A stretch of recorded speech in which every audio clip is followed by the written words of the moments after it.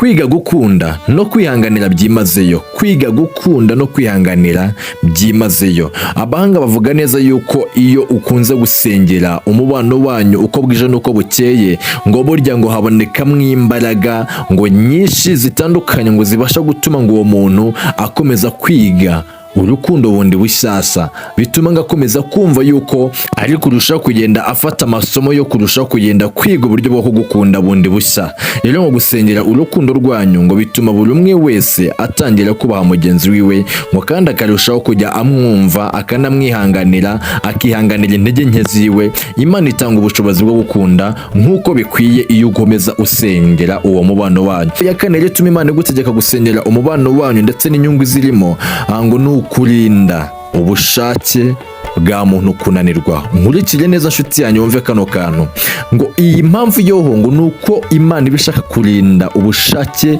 bw'uwo muntu muri kumwe kunanirwa, mbese ikamurinda gucogora mu rukundo, ikamurinda kuba yavuga uti ndabirambiwe, ndabiretse, mbivuyemo, ndabyanze, ikabimu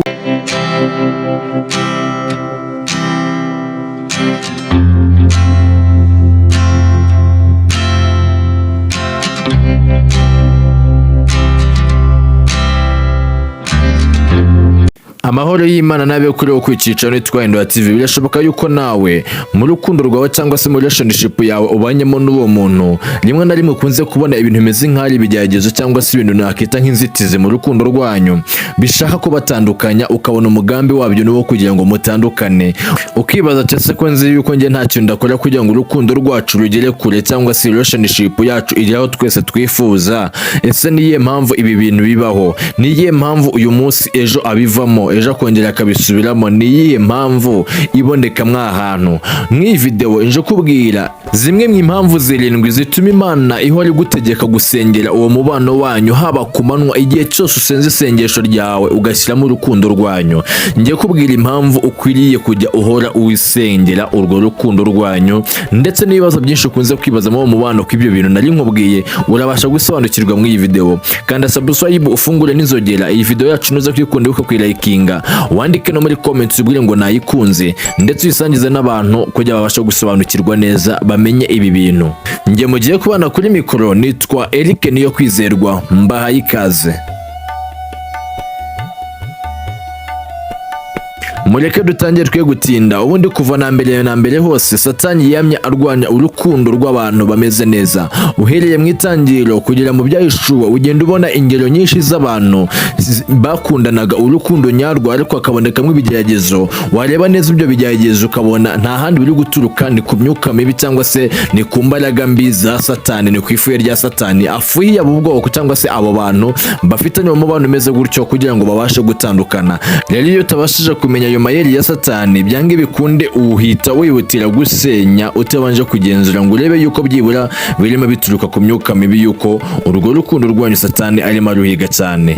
Kubw'iyo mpamvu rero abahanga bavuga neza yuko burya ngo hari impamvu zikomeye zijya muri zirindwi Imana ibishaka yuko ugomba gusengera, zituma Imana ishaka ko ugomba gusengera uwo mubano wanyu nubwo ubisuzugura cyangwa se ukabinegirija. Tujye kureba rero hamwe muri izo mpamvu zituma Imana ikubwira yuko ugomba guhora usengera uwo mubano wanyu. Mbibutse rero yuko mu kubakorera zino video twifashishije ibitabo bigiye bitandukanye, icyitwa Jesus is India niho twakuyemo aya makuru hafi ya yose, ndetse n'icyitwa Psychology Today aho naho twabyifashishije, ndetse n'izindi nama zigiye zitandukanye twagiye tureba ku bindi binyamakuru byose kugira ngo tubakore video ifite umwimerere.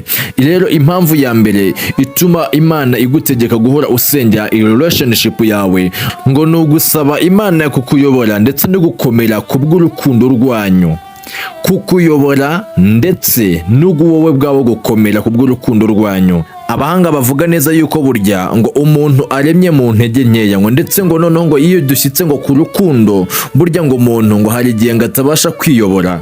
Ngo atabashije kwiyobora rero bituma abasha kwifatira ibyemezo, ibyo byemezo bidahwitse cyangwa se bidasobanutse biganisha mu gusenya urukundo mu gihe ngo atayobowe n'Imana. Ngo kandi ngo mu gihe ngo atayobowe n'Imana ngo bituma ngo abasha ngo kuba ngo yabasha kureba ku bintu ngo biri hafi cyane kurenza uko yarenza amaso ibiri kure, bibasha gutuma urukundo rwabo rurushaho gukomera mu gihe bahuye n'ikirusitaza cyangwa se n'igishaka yuko rusenyuka. Rero ngo gusenga bituma ngo Imana ibasha kukuyobora neza mu byemezo wafata cyangwa se imyanzuro wafata, ndetse ngo no kugukomeza ukaramba muri urwo rukundo.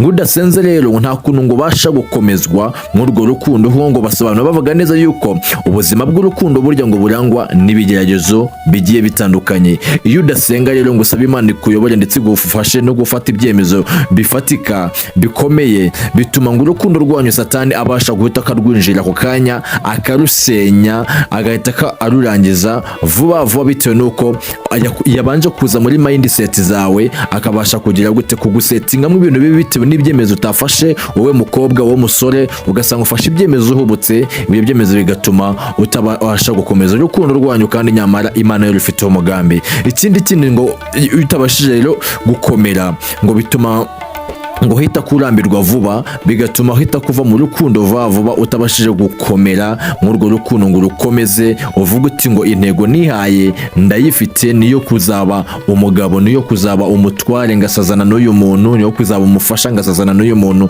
Rero ngo udasenze Imana ngo Satani akuzana mu bitekerezo bituma warambirwa vuba, bigatuma rero urukundo rwanyu rusenyuka. Rero ngo iyo niyo mpamvu ya mbere ikwiriye gutuma ukwiriye kujya uhora usengera urukundo rwanyu, ngo ni ugusaba Imana kukuyobora no kugukomeza mu rukundo rwanyu. Impamvu ya kabiri rero ngo ukwiriye guhora usengera urukundo rwanyu, ngo Imana ihora igutegeka guhora usengera urukundo rwanyu, ngo burya ngo Imana ngo ibishaka yuko ngo usenga ngo ukarwanya imbaraga zose zishaka kubasenya.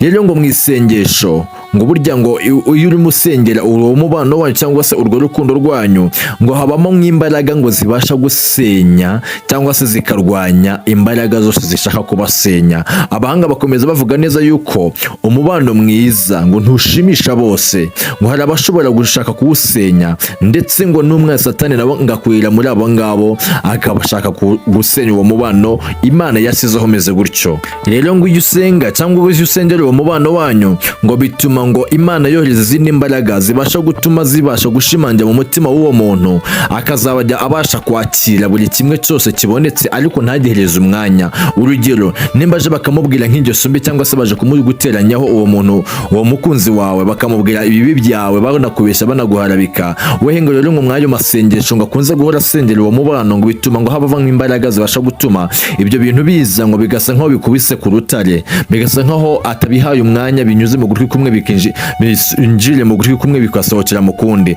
Rero tungo rero gusenga burya ngo bituma ngo birwanya imbaraga mbi zose zishaka gusenya uwo mubano wanyu, bituritse ku mabwira y'abantu, bituritse ku binyoma Satani yongera umuntu mu matwi, ndetse bituritse no ku bikorwa byose bigenda bikorwa hirya no hino bishaka gusenya uwo mubano wanyu. Rero ngo iyo usenga bituma Imana ibasha kohereza imbaraga zibasha gutuma zifata umukunzi wawe, no mu gihe gikomeye akazabasha kujya abasha kukumva, kandi ntahereza agaciro ibyo abantu bavuga, ibyo amajwi ya Satani amwongorera. Iyo rero niyo mpamvu ya kabiri rero nshuti yanjye, niyo kurwanya imbaraga zose zishaka kubasenya. Impamvu ya gatatu ituma Imana ihora igutegeka guhora usengera umubano wanyu, haba ku manywa haba nijoro, buri segonda buri kujya gusenga isengesho ryawe iryo ari ryo ryose ugashyiramo uwo mubano wanyu. Iyi mpamvu yo irakomeye nshuti yanjye, uyitondere cyane. Iravuga ngo kwiga gukunda no kwihanganira byimazeyo, kwiga gukunda no kwihanganira byimazeyo. Abahanga bavuga neza yuko iyo ukunze gusengera umubano wanyu uko bwije nuko bukeye, ngo burya ngo habonekamo imbaraga ngo nyinshi zitandukanye ngo zibasha gutuma ngo uwo muntu akomeza kwiga urukundo bundi bushyashya, bituma ngo akomeza kumva yuko ari kurushaho kugenda afata amasomo yo kurushaho kugenda kwiga uburyo bwo kugukunda bundi bushya. Rero ngo gusengera urukundo rwanyu ngo bituma buri umwe wese atangira kubaha mugenzi wiwe, ngo kandi akarushaho kujya amwumva, akanamwihanganira, akihanganira intege nke ziwe. Imana itanga ubushobozi bwo gukunda nk'uko bikwiye iyo ukomeza usengera uwo mubano wanyu. Iyo ukomeza usengera uwo mubano wanyu, abahanga batubwiye neza yuko Imana ikomeza gushyiramo umutima uwo muntu urimo gusengera, cyangwa se wowe nawe ikagushyiramo umutima wo gukomeza kwiga gukunda bikwiriye. Pana rwa rukundo rujagajega rwa none ngo nabivuyemo ejo nabisubiyemo, oya, akiga gukunda bikwiriye. Rero ngo niyo mpamvu ikomeye ituma Imana igutegeka guhora usengera uwo mubano wanyu igihe cyose. Rero nshuti yanjye, ntukabisuzugure, jya ukunda gusengera uwo mubano wanyu kuko Imana iba ishaka kwigisha uwo muntu kugukunda nanone no kwihanganira ibigeragezo byose bishobora kuboneka muri urwo rukundo kandi akabyihanganira byimazeyo. Iyo rero yari impamvu ya gatatu ituma Imana igutegeka gusengera umubano wanyu uko bwije n'uko bukeye. Impamvu ya kane rero ituma Imana igutegeka gusengera umubano wanyu ndetse n'inyungu zirimo ngo ni ukurinda ubushake bwa muntu kunanirwa. Nkurikire neza nshuti yanyu wumve kano kantu, ngo iyi mpamvu yoho ngo nuko Imana ibishaka kurinda ubushake bw'uwo muntu muri kumwe kunanirwa, mbese ikamurinda gucogora mu rukundo, ikamurinda kuba yavuga uti ndabirambiwe, ndabiretse,